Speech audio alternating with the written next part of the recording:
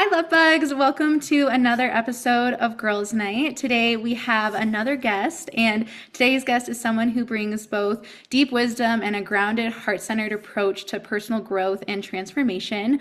I am so excited to introduce you to Kate Minnihan, the founder of Enneagram with Kate. Kate is a certified Enneagram coach, facilitator, and educator who helps individuals and teams use the power of the Enneagram to build self-awareness, unlock their potential, and create more meaningful, authentic connections. Her mission is rooted in helping people feel seen, loved, and worthy just as they are.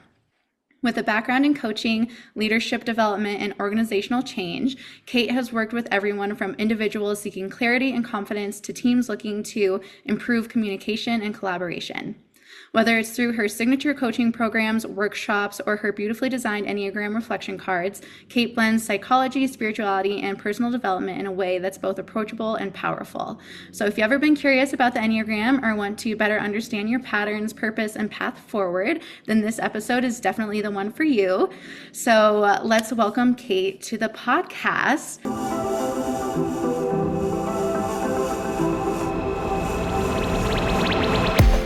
Hi everyone! Life can get a little crazy, so let's talk about it. If you're ready to dive deeper, talk about what really matters, and feel a little more empowered, then you're in the right place. I'm your host, Carley Doxtator. I'm a life coach, baker, dog mom of two, and you're always there for you gal pal. And I'm so excited to have you join me. So grab your fuzzy socks, put on your comfy pants, and let's have girls' night.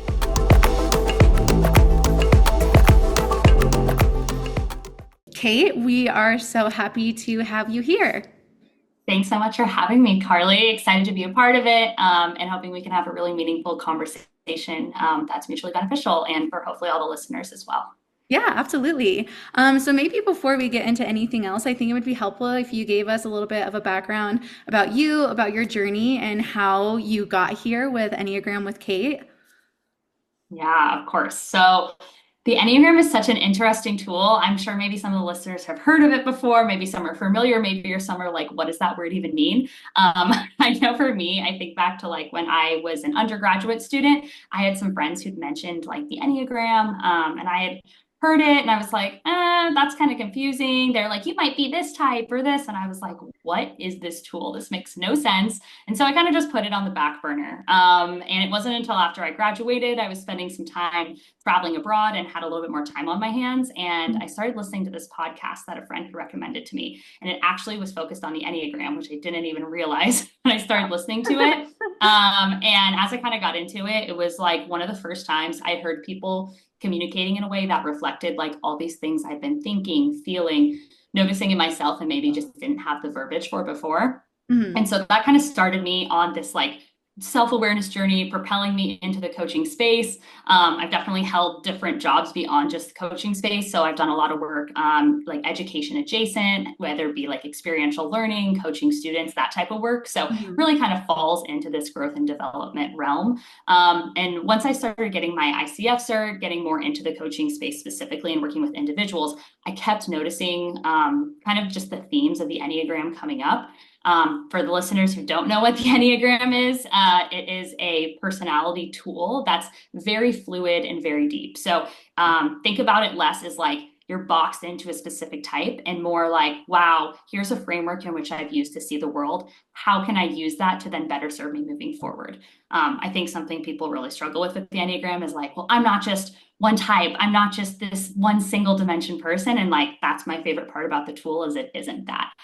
It accounts for like how you show up when you're stressed, how you are when you are in like a beautiful, like more relaxed headspace. And I just think for me, like learning how it served me on this individual level and then like layering on with all the work I was doing, being able to see how it was coming up for my clients, I recognized that there was this need to bring a little bit more light to it.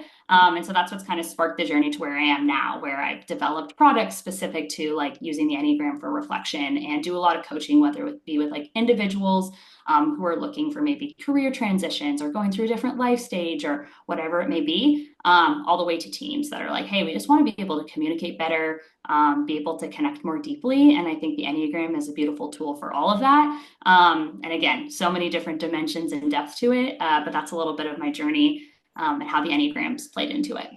Yeah, that's amazing. Two things. One, I think it's so funny how the universe kind of works like that sometimes, how you got like a little taste of it and you're like, I have no freaking idea, like what? And then it came back and circled back around later on, and now it's such a huge part of your life, right? And what you do. So I love moments like that.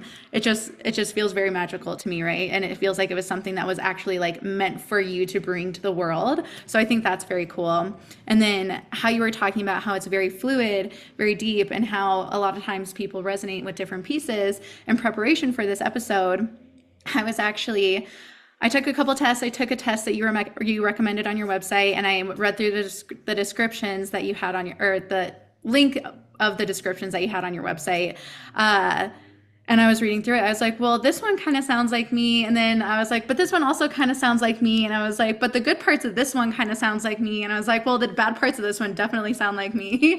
So like, I was sitting there. I was like, well, I don't really know which one I'm going to be. So for whoever's listening, like, Kate and I actually talked about that, and we're going to be doing a typing session later on in the episode. But if you're feeling the same way as you're going through and reading through it yourself, then I would say, or just to echo Kate, I would say that's probably like pretty normal, right?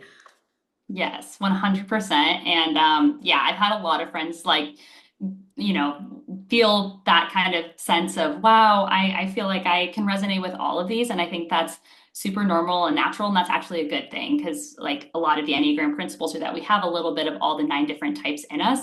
Each type is really kind of focused around a core fear and a core motivation. And that's kind of the framework you've used to see the world through, keep yourself safe, kind of from childhood up until now. But really, the work of the Enneagram isn't just learning your type, which I think it can be with some other personality systems, is I'm this specific, letter combo, or I'm this color, and really owning that. And I think that's a great first step with the Enneagram. But the work is really recognizing, okay, wow, these are kind of the automatic, actions, thought patterns, whatever it may be I've used. And how can I recognize how they're not no longer serving me and let go of that? And I often find that the folks that are most healthy, who've done the most growth and work on themselves, whether it be like using the Enneagram or not, it's a lot harder to type them because they have learned some of those things that were kind of hindering them, the ways that maybe having that single-minded view has been holding them back, and how to move past it. So yeah, I think that it's very normal to feel a little bit of all of them.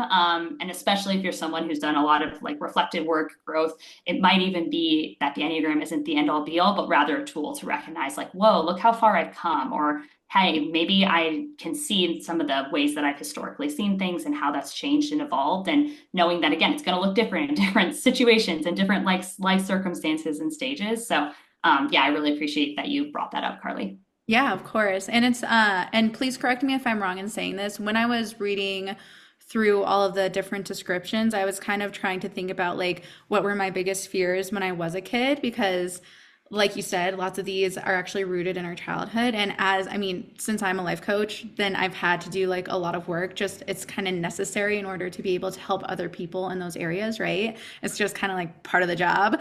Otherwise, I wouldn't be a very good coach and nobody should have used me.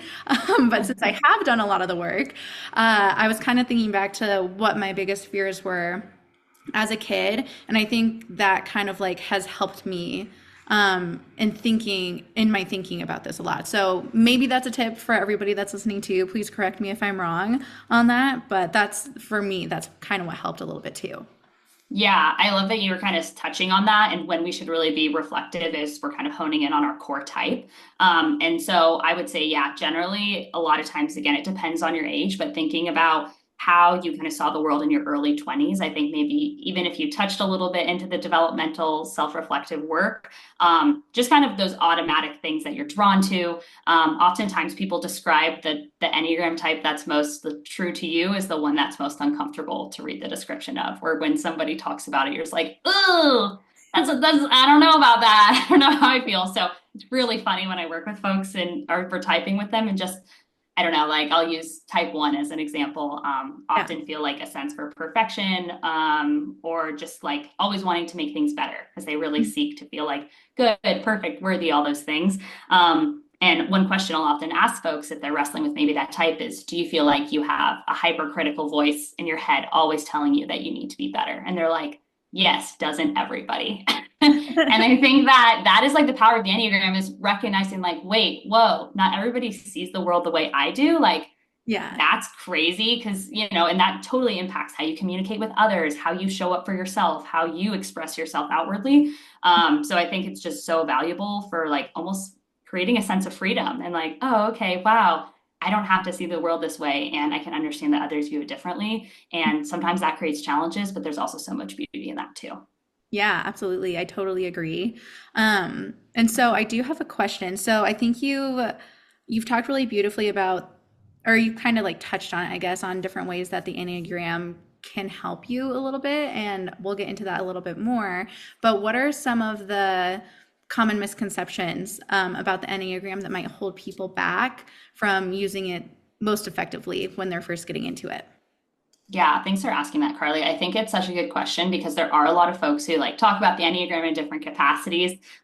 Being a little bit more in this world, I've learned there's a lot more like the old school of thought and then the new school of thought. And so it's really fascinating to see how different people approach the tool and the depth that there is to it and just all the different dimensions within it. So I would say one big misconception is just like people choosing to just disregard it because there is a lot to it. It is complex. I think that, again, that was kind of my story. I remember I had some friends be like, you're probably a type 3. You show up this way. And like, again, that's what's interesting about the Enneagram is it's not so much what you do, it's why you do what you do. And so I think that was really empowering for me and why some of these tests can be difficult because it's like asking yourself that question, like what's underneath the how you show up. That's something very internal and something only you can decide, where Right. folks on the outside might not be able to see that. And so I think that's one big misconception is just like, this tool is just like way too complicated. Why would I even use it? I've even had friends in the past where they've, been like, I don't know, nothing's really resonating with me. And then reach out to me 6 months later and be like, oh my gosh, I figured out my type and I had no idea how powerful this is. But it's because when I'm showing up in a healthy space, I look more like this type. And when I'm unhealthy, I look like this type. And that's a part of the Enneagram is there's a lot of interconnectedness between types. And so, sometimes it just takes even a little bit of layers and time to process through. So I would encourage folks, if it doesn't click automatically, that's totally fine. I think another misconception is like, people seeing the Enneagram as the end all be all, right? Mhm. Like I said, I work with teams. I think one big concern around any type of personality tool, but especially the Enneagram, since there is a lot of depth and again, childhood work in it, is using it as like a hiring tool. Because again, it's about why you do what you do, not what you do. So while some types might naturally maybe be more detail oriented or analytical, that doesn't mean that every type can't be that. So I Yeah. think it's just can be commonly, misused of, oh, okay, well, we're looking for someone who's in sales, right? So we're looking for X, Y, and Z traits. So that must be this Enneagram type. And it's like, no, no, no. Again, like recognizing some types might more naturally gravitate towards that. But the whole point is that anybody can show up in any capacity. And so I think that's another misconception that people often mistake is like using the Enneagram maybe, just a little bit more clinically than as like this broad stroke tool. I've heard folks describe the Enneagram as painting with watercolor. So understanding that, just see it as a tool, use it in the degree to which it serves you, which may be in an extreme capacity. As I've shared for me, it was so helpful in understanding some of the why I do what I do, unhealthy tendencies, healthy tendencies, and being able to communicate that to others and along the way develop empathy for others and their different perspectives. But for some folks, it might just be another tool in their tool belt. Right. And we love a good tool here. I mean, there's so many out there you think, I mean, even like astrology, there's Enneagram types. I think you actually referenced it just a second ago, but it's that personality quiz where you're a color.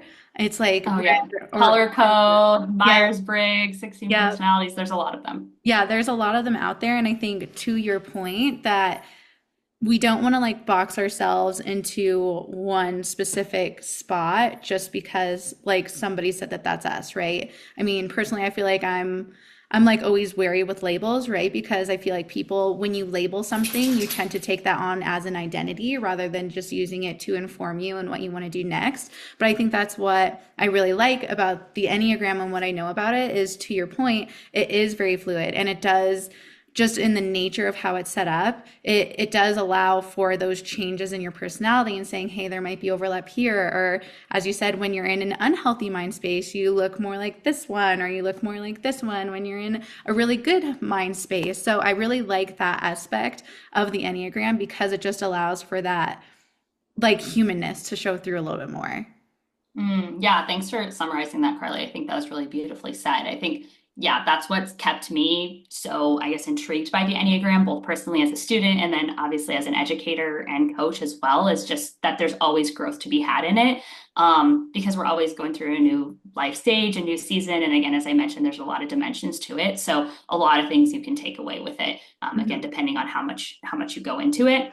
I'll say one other critique, I think, or misconception about the Enneagram is in personality tools in general, right? They all have different amounts of research correlated to them. I think Big Five personality is probably one that has the most robust research. And I've been really encouraged seeing more and more research studies coming out, tying the different Enneagram types to kind of the Big Five traits and different, I guess, concoctions, maybe you could say, or personality, I guess, themes within those. And so I think that, well, obviously different personality tools can be really valuable for different folks. I think always trying to take it from that lens of like, how can we make this better? How can we make sure that this is, just valuable, like peer reviewed, all that type of stuff. I think I'm currently in a master's program, and so I've been learning a lot about research, and hopeful that the Enneagram can continue to have more backing for it, because I think it's a really valuable tool anecdotally with the hundreds of people I've seen it benefit. But hoping that if that's something that's holding somebody back, they can dig a little bit more into that as well.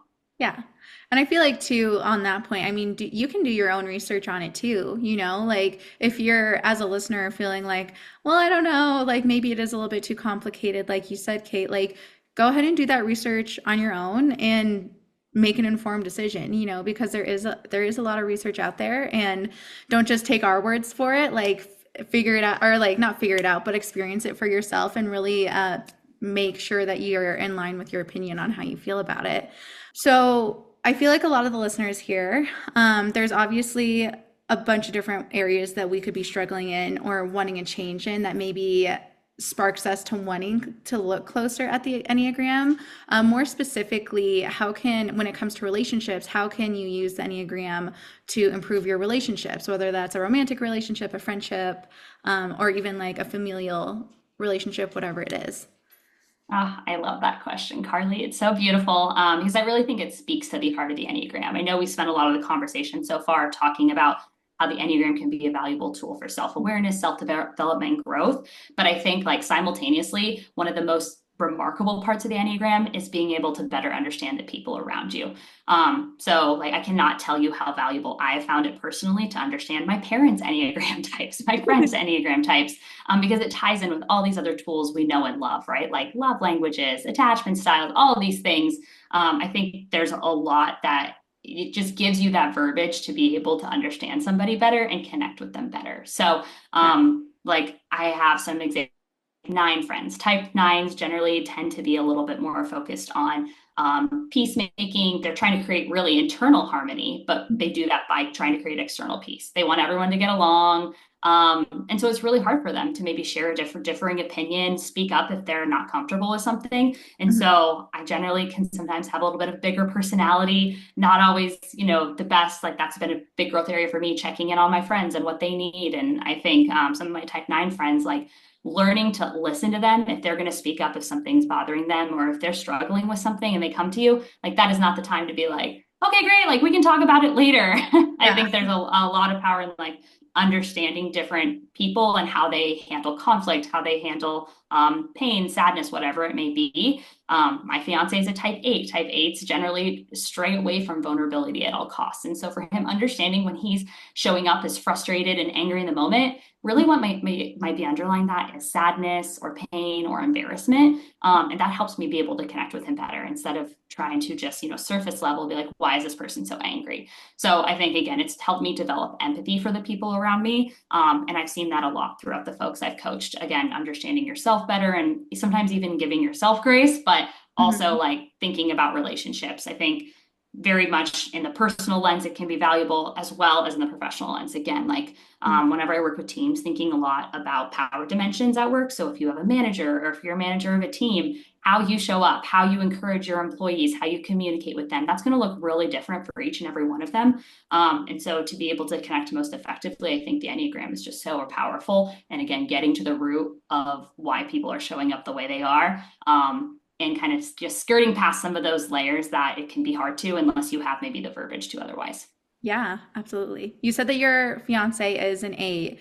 What are you? What Enneagram type are you?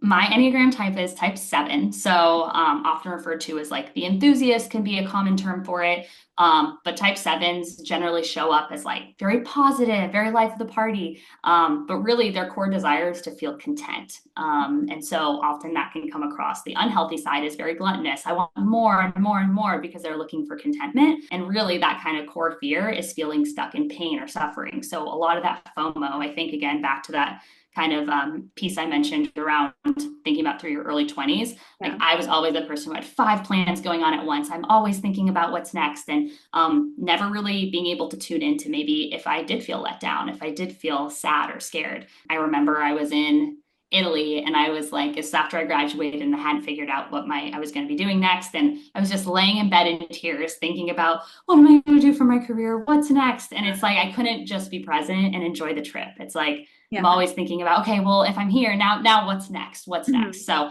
I think there's been a lot of growth for me in being able to reground and tune into my body a little bit more. All 9 different types have they're kind of divided into groups of 3, but different focus on like head, heart, and gut connection. And so I'm really connected to my head. So for me to learn how to not just think my emotions, but to feel them and to sit with them has been a big growth area for me. Is there anything specifically that, as a type 7, and thinking about all the struggles that you were like going through that you just described, and even like the other ones too, what has been the most helpful in that growth and making those changes to where you are now?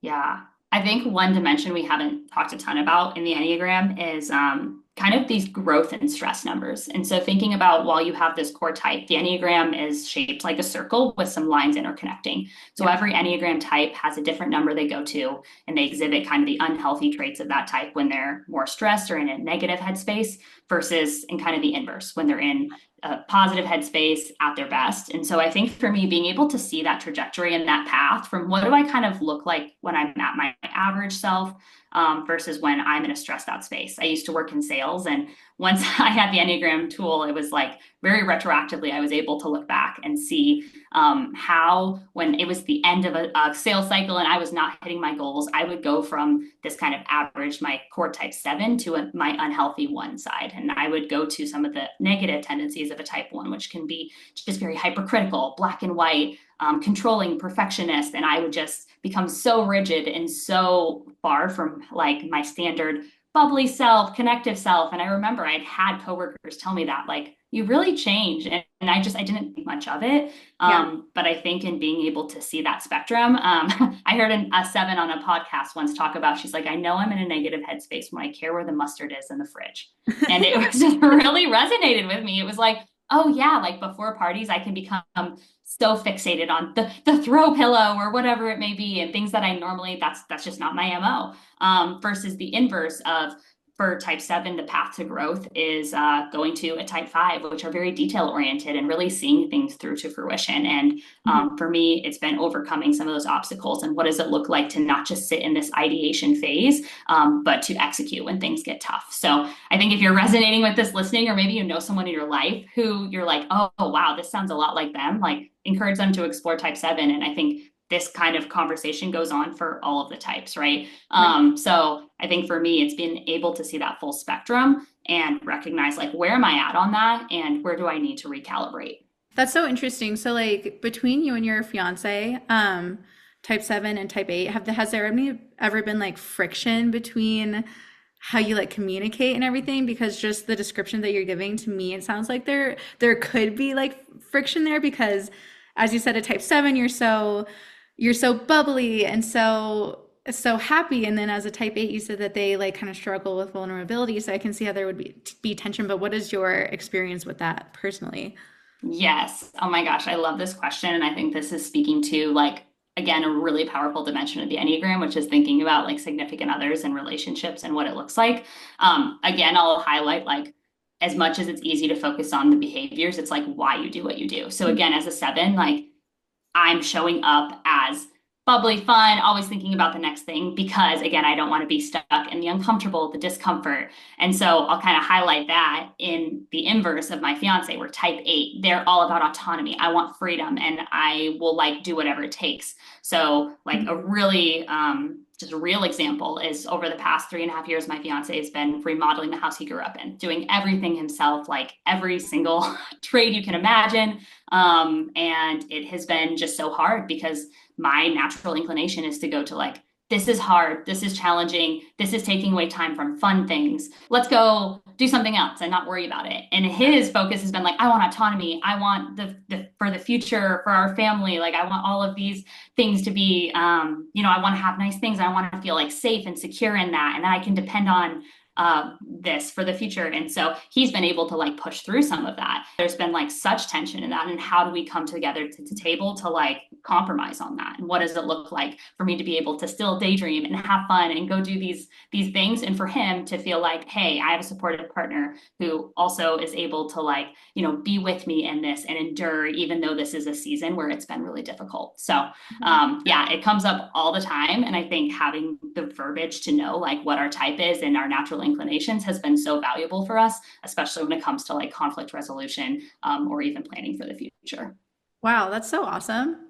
I love that story because really that's like kind of the crux of it all, right? Is to, as you said, give ourselves like better relationships, give ourselves better lives, be happier with ourselves and what we're doing. So I think that's so cool that you have that example with you and your fiance, like how you can use this as a tool just to like understand each other better because I feel like in romantic relations especially it's so easy to misunderstand somebody's intentions.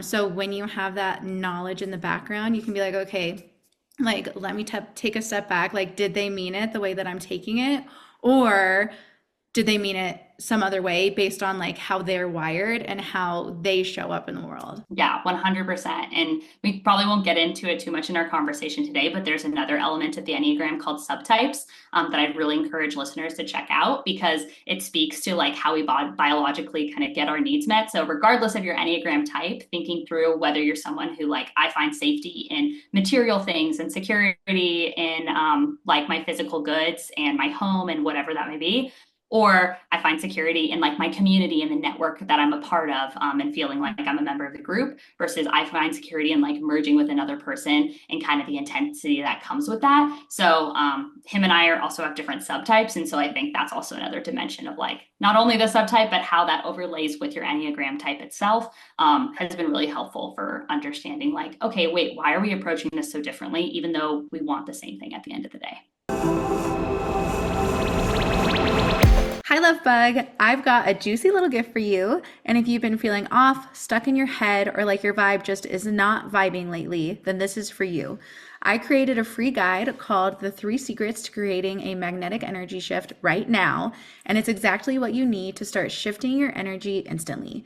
These are the exact tools I use with my private coaching clients when they're ready to stop chasing and start attracting. We're talking powerful, we're talking practical, and yes, of course, we are talking a little bit woo, but in the best possible way. In the guide, you will learn how to clear energetic blocks, activate your most irresistible frequency, shift into receiving mode, and there's even a bonus secret on how to use your body language to instantly boost your confidence and presence. So if you're ready to feel like the version of you who turns heads, magnetizes opportunities, and walks through the world like the main character, then this is your sign.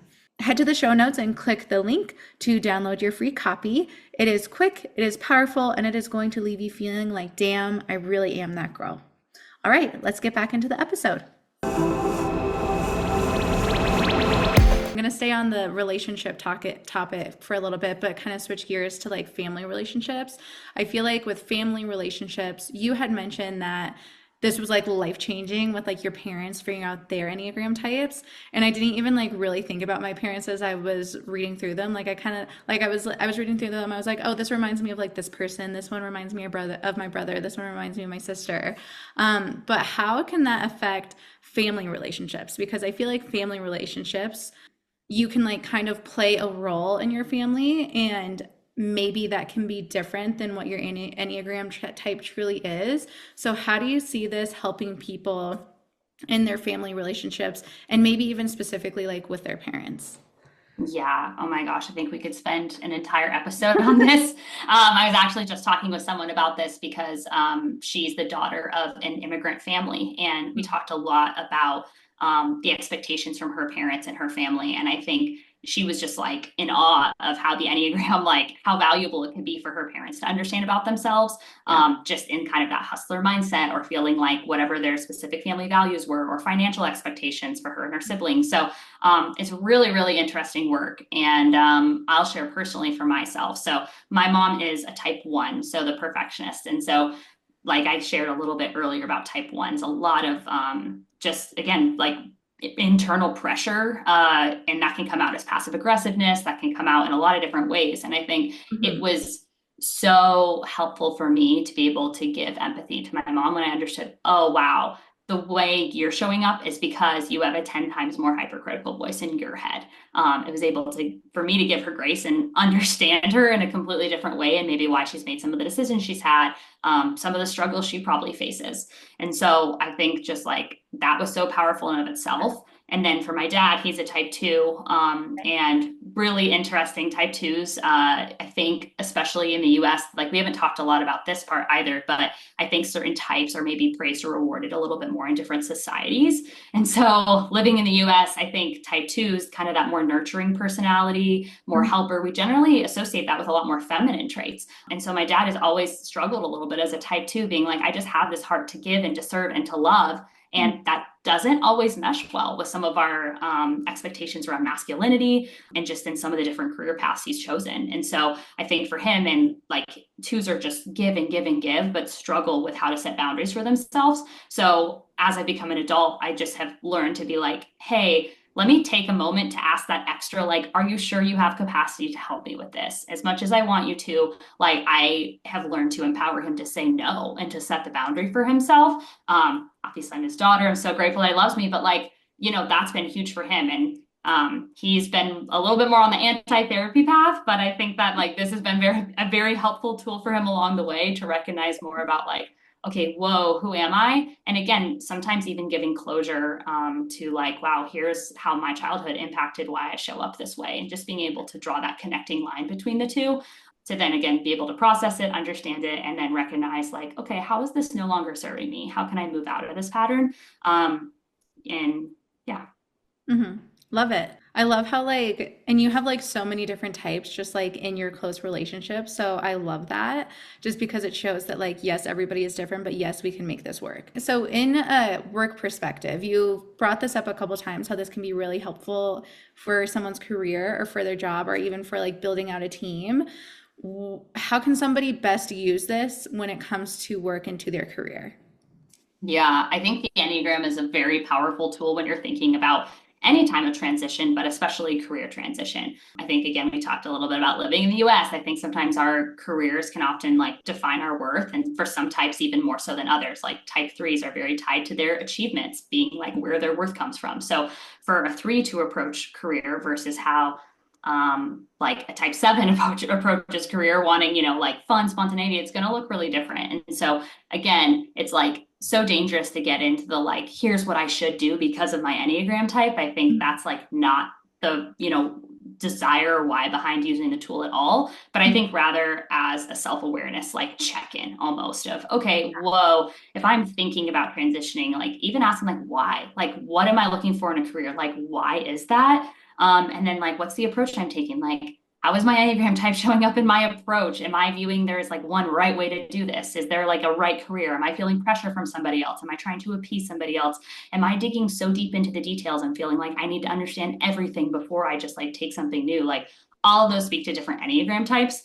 And so I think just being aware of some of those tendencies and like how you approach situations, and especially in the career search, I think that can like help avoid some of the pitfalls of maybe doing the same thing again and again and struggling with like, why am I not seeing different results? And as you know, like that's so much of the focus of coaching, right? Is like, how can we help people understand themselves better and kind of remove that veil a little bit so that they can reach their goal? And so I think the same thing applies to career.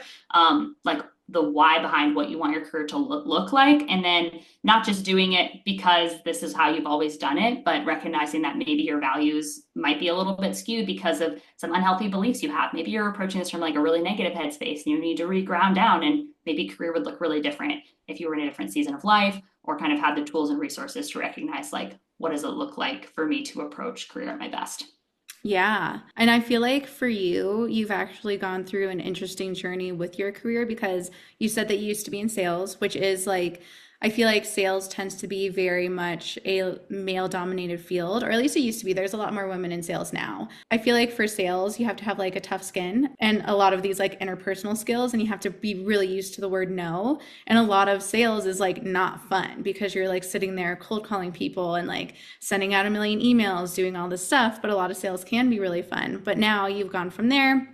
You're getting your master's. Now you have Enneagram with Kate where you're doing coaching. So, how has the Enneagram like kind of affected your career journey, and how have you, and even like looking hindsight, how have you seen that evolve in yourself?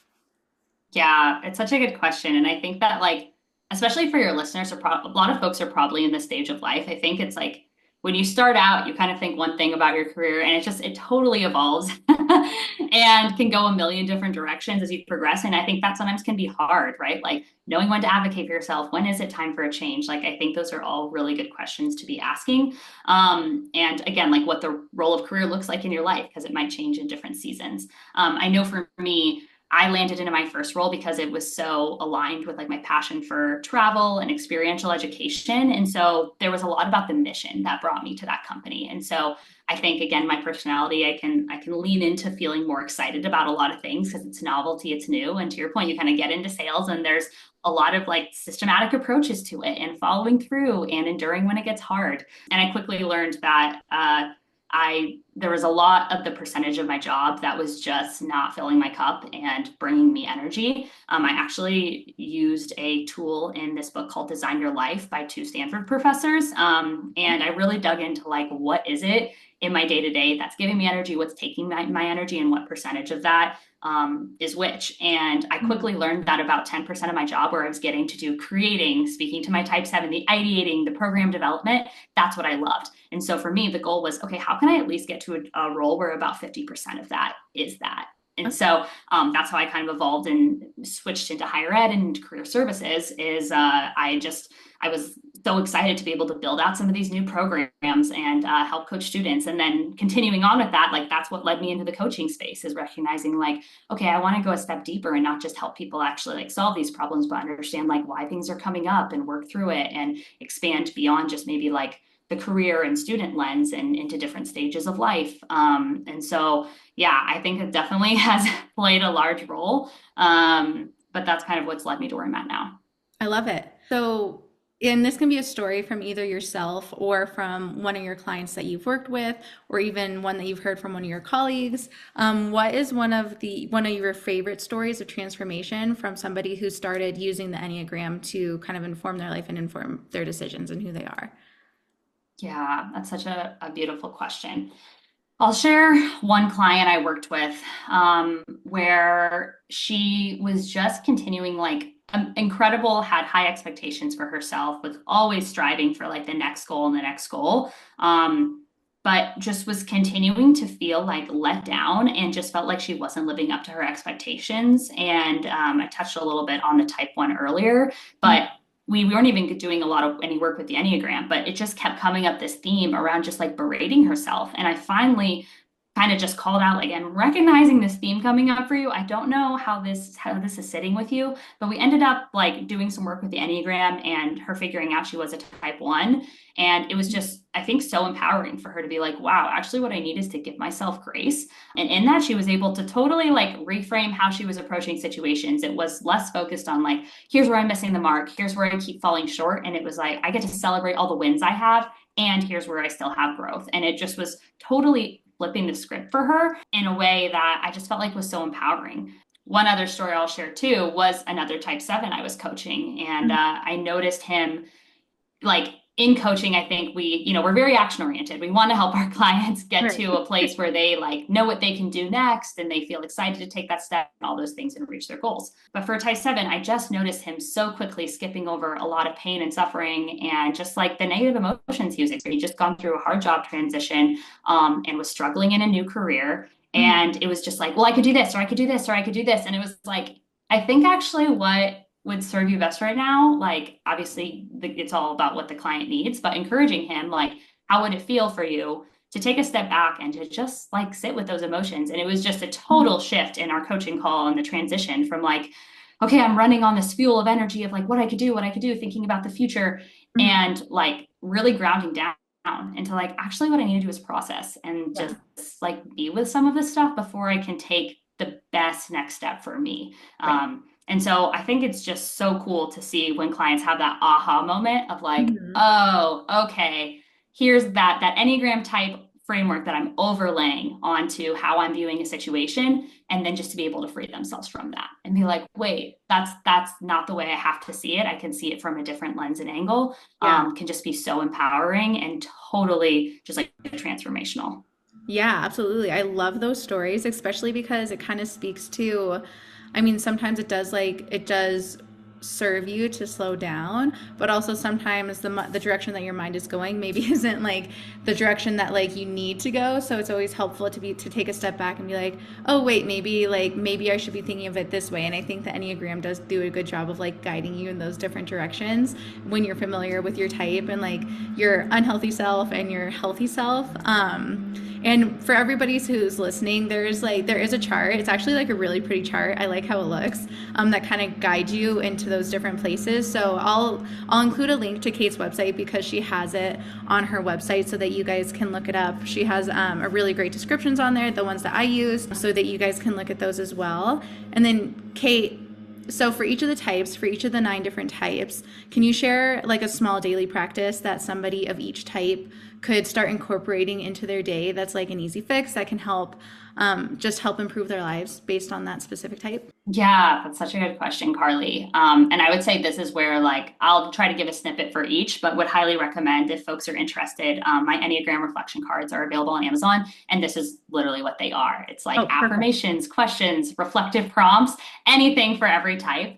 But I'll try my best to go through. So I would say for type 1, again, ones are just incredible achievers, always looking for excellence. So I think for them, it's like, what does it look like to just get yourself like grace? What does it look like to give yourself grace today? I would say is one question for them. Okay. Type 2s, so generous, so loving to others, always wanting to give more. And so, what does it look like for me, for a type 2, to prioritize themselves today? Like, how are they taking care of themselves rather than just feeling like, no, I don't have time. I'll just keep taking care of others. What does it look like to take care of themselves? I think type 3 achievers, we haven't spent a ton of time on them, but just so goal driven, so focused on how can I be the best? How can I always reach my next goal? And so for them, it's learning to separate that worth from their achievements. And so I would just say one question is just like, what do I love about myself today? Like completely separate from any of my accomplishments. Like, what do I love about me and my personality and my character? Okay. Type 4, we haven't spent much time with. Type 4s are often what you think of as maybe like the artists of the world. They're very unique, very focused on wanting to feel special and different.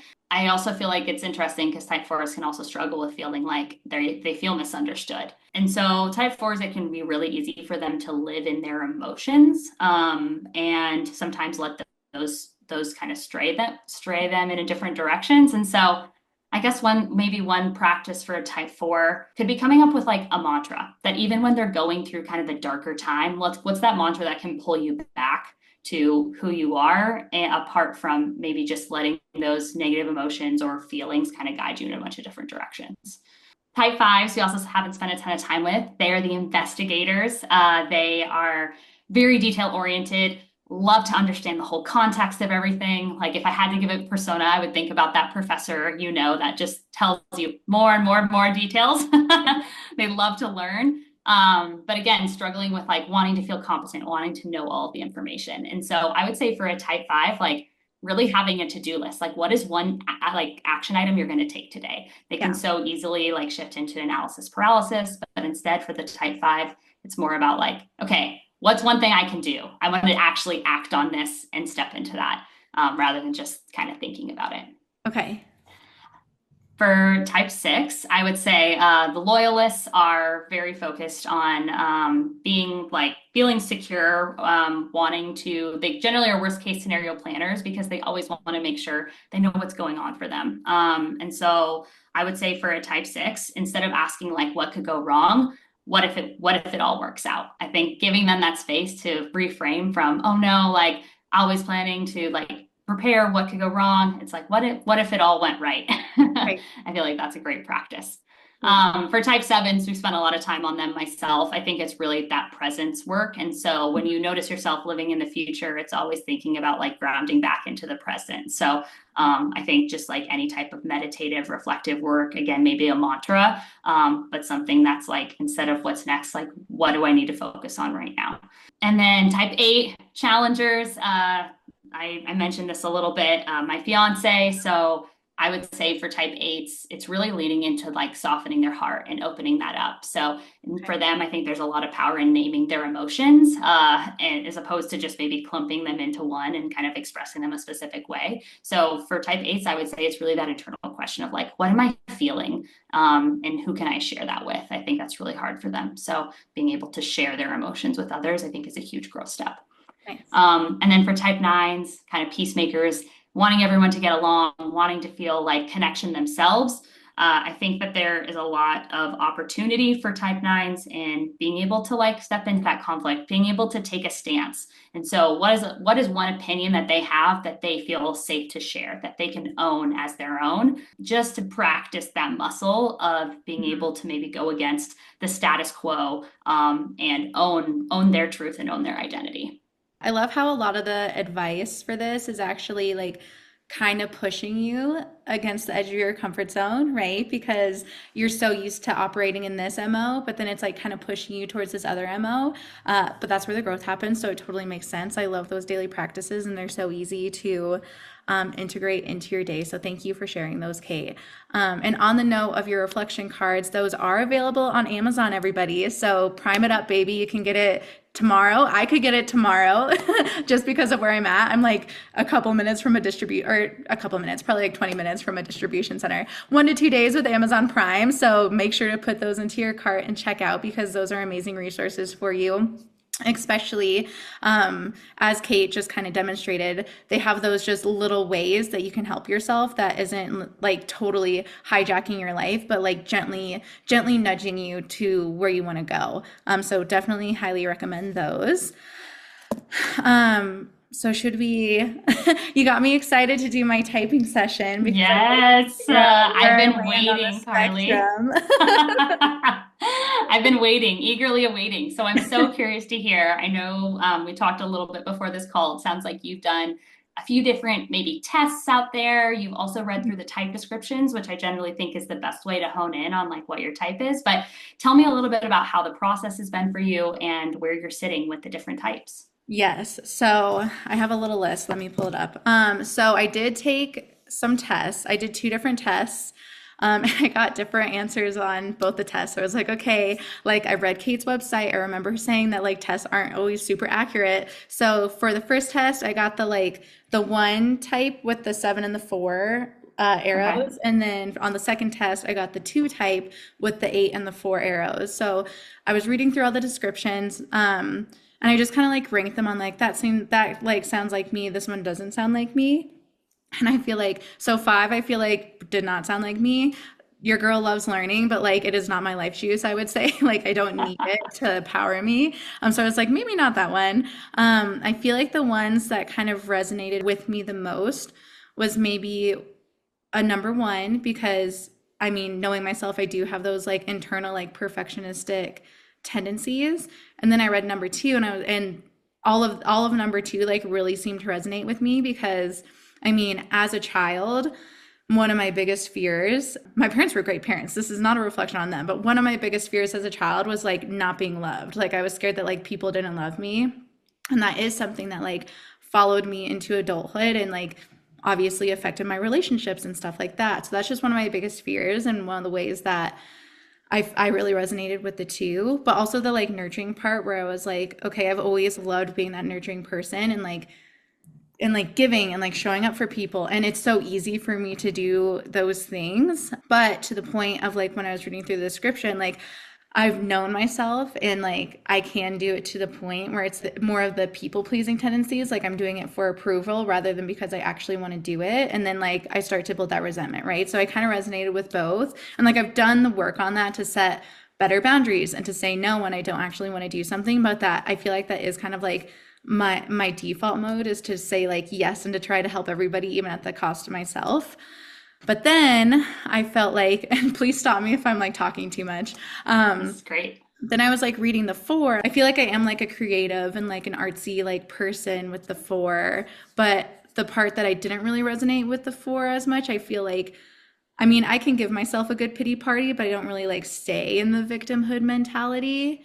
So I was like, well, maybe not that one as much because like I can do that, but like I don't really like to stay in it. And like I feel like I know people that make their whole identity about being a victim to their circumstances. And then I read the nine, and the nine was kind of saying that you can almost encapsulate all of them because you're kind of like disconnected from knowing who you yourself is. So I was like, well, maybe I could be that one because I did kind of like have pieces that I resonated with the other ones. So, but all of that said, I'm thinking either uh two, nine, or one. But you're the expert, so I would love your thoughts on everything. No, I appreciate you sharing this. And it's actually so helpful that you shared this because I think other people have such similar experiences. And so Okay. this is where like my website talks about it a little bit, but this is what I'll generally walk through in typing sessions with folks is the different connections between all the types. So it's interesting that you share one, two, and nine as like your top options because those are actually in the circle. They're like nine is next to one is next to two. They're next Oh, to each other. interesting. And so, something we haven't really touched on with the Enneagram is there's these things called wings. So you think about like a bird, you know, it can lean into either wing to like help it soar, whatever. So, you may have your dominant Enneagram type, you may lean a little bit more towards a specific type next to it. So you could be a Okay. nine with a one wing, or a nine with an eight wing, or you could be a Okay. type four with a three wing or a five wing. And so you might just be showing a little bit more of those traits. And so as you were talking, like I was hearing the two resonating in a lot of ways Okay. and like with maybe potentially that one wing. Now, it's interesting that you brought in the type four because when type twos are healthy, they actually go to a four. And so Oh, they have a okay. little bit more of that like artistic, like, wait, actually, I'm going to do what I want side to them. And so it's less of the negative traits of the four, which can be, again, more like the pity party. But I think that's interesting that you like bring that in as well, where when twos are unhealthy, they go to a type eight and they can become kind of to your point, a little bit more like, I did this, like, even though they didn't communicate expectations, feeling like, well, I had these expectations that this was going to be returned. Yes. And again, like, oh, yeah, like I wanted someone to do this for me, right? Twos, like, they're kind of one of their core struggles is with pride. So feeling like I always have to be the one to show up for others. I don't let people show up for me. That's my role. That's my job. And finding a lot of their meaning and value in that. Again, because there's that fear of if I am not doing that, then like who's going to love me? Like why will people like me? Why will they want to be with me if I Right. am not showing up in that way? Right. Um, and with that, there's some of that with the type nine, right? It's a little bit more in I want to feel loved, I want to feel liked, but so what I'm going to do is be even keel. I want to make sure that I don't upset anybody, that I like don't burn any bridges. And then the one, yeah, we talked about a little bit, but I want to pause there and ask as I'm sharing, Okay. and maybe reflecting to you, what is standing out?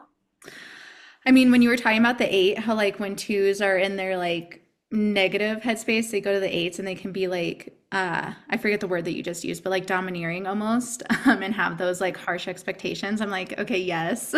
Like, yeah, I can definitely be that way. And I'm like, okay, yeah, it's not fair for me to expect people to show up for me when I haven't told them that I need to show up for me. And that's something that I have worked on a lot. And that's something that is like a pattern that has like shown up for me in therapy was me like being able to ask for help just because I've always seen myself as this like nurturing person. Like I've always wanted to be a mom. When I was picturing growing up, I wanted to be a princess and I wanted to be a mom. Like and and like even when my brother, sister and I were playing house, I would want to play the mom, you know? But on the flip side, it's like having those expectations for someone to take care of me. Like like sometimes it does feel scary. That fear that you mentioned where it's like why are people going to love me if I'm not doing something for them? Like that resonated so much when you said it. That fear does pop up for me sometimes because that's kind of like my default mode where I'm so used to doing things for other people. So I'd say those are probably the main things that stuck out to me.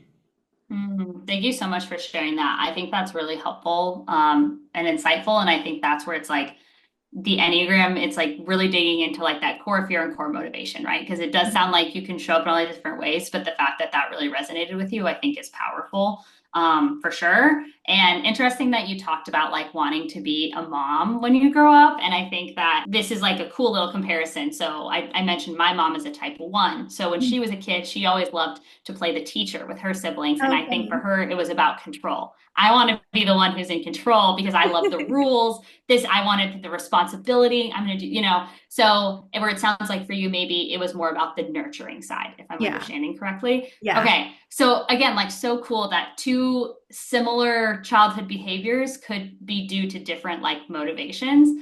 And I think that's where like, again, a lot of the work is in that 1 degree deeper of why that is. So that's like, as you were sharing, it's like, okay, there's so much around nurturing, there's so much around wanting to give. And so if you had to put in your own words, like why is that so important to you? I feel like for me, I just feel like I love being able to help the people that I love, right? Like that's just something that really lights me up. I feel like I do have a really big capacity to do that just because I love doing it. Like it doesn't feel like it's a chore for me. Like I said, I've like always wanted to be a mom and I feel like I like tend to like mom people around me, which that can be bad also. um, but it's just something that like I really enjoy doing because I love seeing the people that I love be in a happy place and be in a good place. And I love showing up for them. And I feel like honesty and like family has always been, those are like my top two values just in life. When I have gone through and thought about it, those have always been my top two values. So I don't know, it's just kind of something that I love doing. But to your point, I feel like sometimes I have gone like too far the other way where I'm like giving too much, to at that point when I'm giving too much, then it's not enjoyable anymore. And then I do have those expectations of like, well, you didn't do this back for me, and they're like silent expectations, but like, and that's where like that silent resentment like grew. So like I've had to work through that. But yeah, I'm not sure. Did that, did that? Yeah, no, that's so Okay. beautiful. Thank you for being so honest. And I hope this is helpful for our listeners too, because like this is also the power of the Enneagram is not me sitting here and like just explaining them to you, but it's to hear from people that type share. There's like a term called like the narrative tradition of the Enneagram. And like I shared with me figuring out my type and hearing from the podcast, it's like when you hear other people of your same type talk through it, like you're like, whoa, yeah, that's how I feel. And so I would encourage you, Carly, as you're like still exploring this, like it sounds like type two is resonating in a lot of ways, and especially the ways that make the most sense to be like, okay, this is my core type.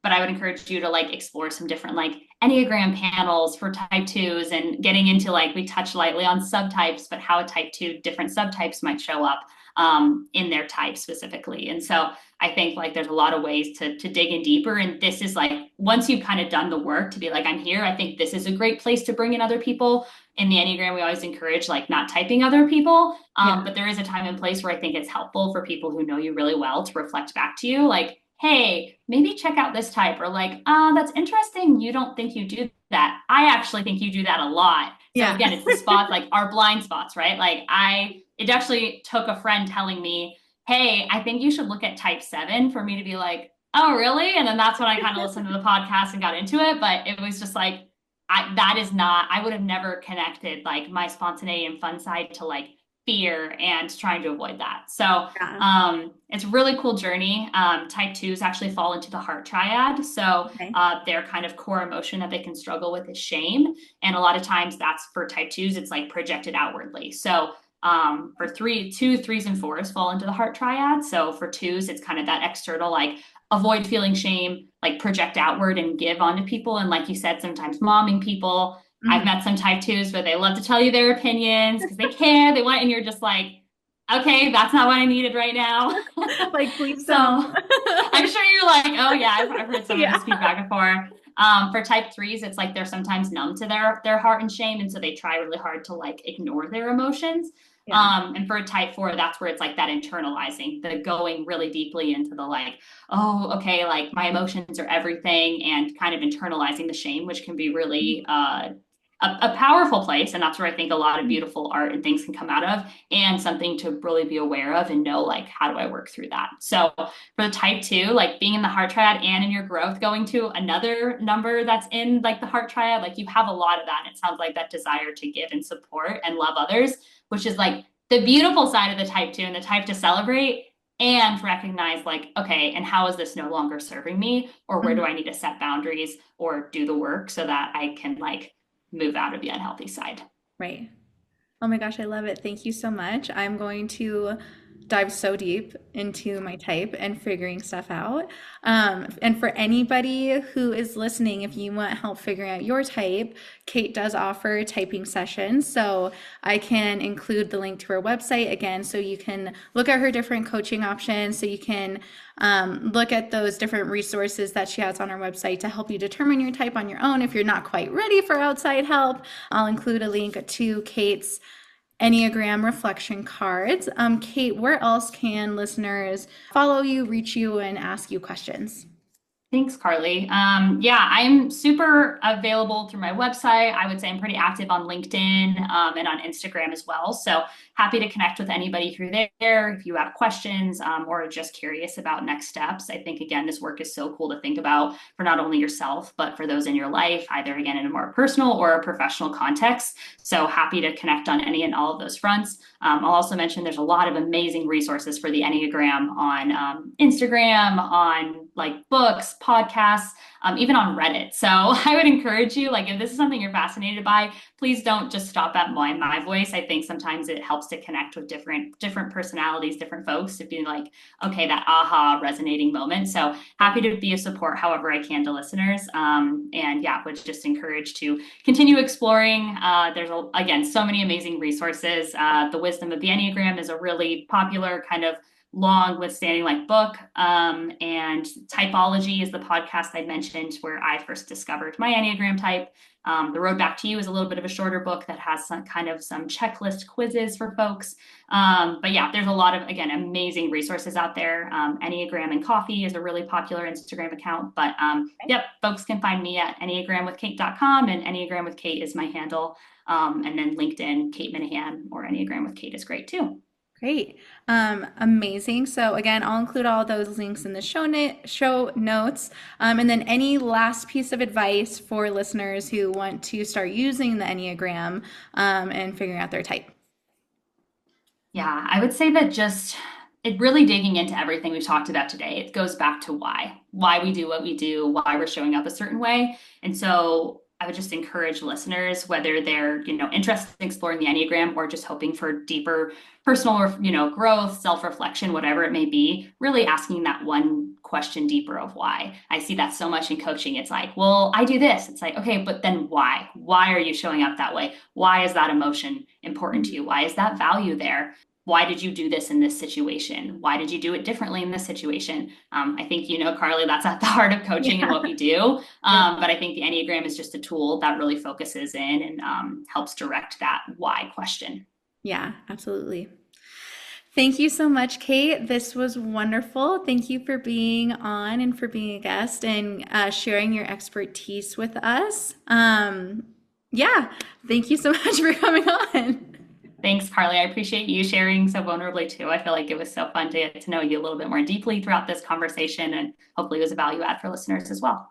Yeah, of course. All right. Love you, everybody. Bye. Bye.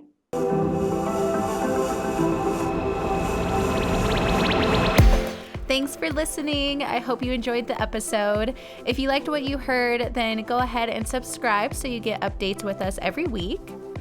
You can also follow us on Instagram at KRC Coaching. If you're interested in working one-on-one, then go ahead and visit our website, krccoaching.com, to book your first 30-minute session for free. All right, thanks so much, you guys. Love you. Bye.